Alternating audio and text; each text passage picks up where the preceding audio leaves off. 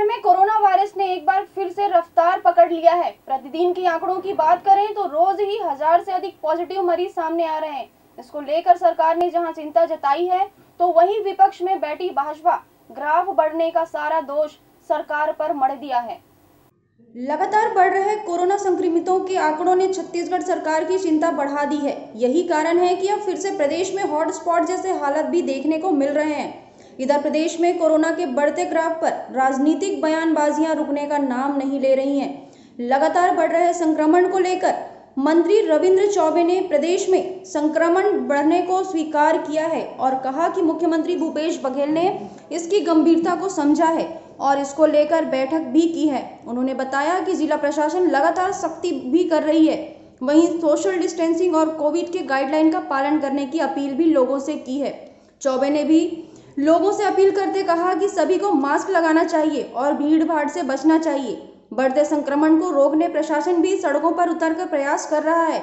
वहीं उन्होंने महाराष्ट्र और मध्य प्रदेश के हालातों को लेकर कहा कि छत्तीसगढ़ में प्रशासनिक कड़ाई के चलते संक्रमण नियंत्रण में है। दूसरे राज्यों में तो लॉकडाउन की स्थिति है, जबकि छत्तीसगढ़ में लॉकडाउन की स्थिति नहीं है। उन्होंने अभी भी लॉकडाउन और नाइट कर्फ्यू की संभावना से इनकार भी किया है। कोविड की रोकथाम के लिए, संक्रमण की रोकथाम के लिए क्या कुछ किया जा सकता है, इस पे हम लोगों ने लगभग निर्देश जारी किया हुआ है। पूरे आंगनबाड़ी से लेकर कॉलेजेस के सारे क्लासेस और एग्जामिनेशन को हम लोगों ने पोस्टपोन किया हुआ है। भीड़ और डिस्टेंस से भीड़ से बचने के लिए जो गाइडलाइन है, कोरोना की गाइडलाइन, उसका पालन करने का निर्देश दिया गया है। तीनों मोर्चों पर वैक्सीनेशन में लगातार हम लोगों के प्रयास है कि ज़्यादा से ज़्यादा वैक्सीनेशन हो, कोविड गाइडलाइन का ज़्यादा से ज़्यादा पालन हो और प्रशासन की सख्ती अगर आवश्यक हो तो वो भी किया जाए। तो कुल मिला के ये तीनों चीज़ें छत्तीसगढ़ में हम करने जा रहे हैं और हमें अभी भी उम्मीद है कि केंद्र के द्वारा जो गाइडलाइन जारी किया हुआ है, पूरे हिंदुस्तान की तुलना में छत्तीसगढ़ में जो पिछले बार कोरोना का कहर था वो कम हम लोगों ने करने में सफलता प्राप्त की थी। इस बार भी कोरोना को रोकने में सरकार सफलता प्राप्त करेगी। वहीं विपक्ष की बात करें तो विपक्ष के नेता छत्तीसगढ़ में कोरोना मरीजों की बढ़ती रफ्तार को लेकर प्रदेश की भूपेश सरकार पर हमलावार किया है। विपक्ष का कहना है कि कोरोना के इस हालात के जिम्मेदार प्रदेश की सरकार स्वयं है, जो भगवान भरोसे बैठी हुई है। पूर्व मंत्री एवं भाजपा विधायक बृजमोहन अग्रवाल ने सरकार पर सीधे निशाना साधते हुए कहा कि पूरी सरकार असम में लगी हुई है, उन्हें छत्तीसगढ़ में कोरोना के फैलने की कोई चिंता नहीं है। वहीं उन्होंने सार्वजनिक आयोजनों को लेकर भी सरकार पर सीधा हमला बोला है।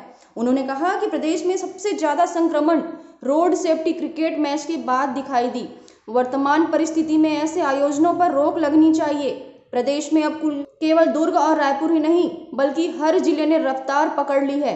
ऐसा ना हो कि आने वाले समय में कई शहर हॉटस्पॉट के दायरे में आ जाए। वहीं प्रदेश में वैक्सीनेशन को लेकर पूर्व मंत्री बृजमोहन अग्रवाल ने कहा कि केंद्र सरकार ने 5.50 लाख वैक्सीन भेजी है, लेकिन भूपेश सरकार की अकर्मण्यता से अभी तक कई लोग वैक्सीन से दूर हैं। देखिए, लोगों में जागृति लाने की जरूरत है और मुझे लगता है कि इतना ज़्यादा फाइन जो आम आदमी, गरीब आदमी है, उसकी बजाय सरकार सब लोगों को फाइन लगाने की बजाय मास्क बांटे।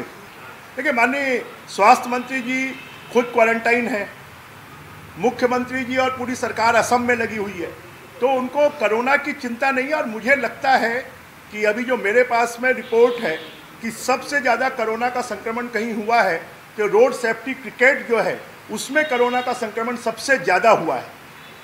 और साथ में ये सरकार जो लगातार सार्वजनिक कार्यक्रम कर रही है, सरकार के मंत्री कार्यक्रम कर रहे हैं, उसके कारण कोरोना स्प्रेड आउट हो रहा है। और इसलिए कोरोना पहले जो हमको दिखता था कि सिर्फ रायपुर और दुर्ग में है, अब छत्तीसगढ़ के अधिकांश जिलों में कोरोना बढ़ गया है और ये सरकार की निकम्मेपन का परिणाम है।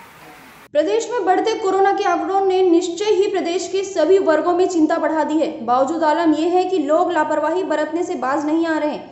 अब आम लोगों को भी पहले की तरह जागरूकता का परिचय देकर कोरोना को दूर करने में सार्थक पहल करनी होगी, तभी जाकर हमारा परिवार और समाज सुरक्षित रह पाएगा। केवल राजनीति नहीं, सामाजिक सरोकार बेहद जरूरी है। Bureau report, the news.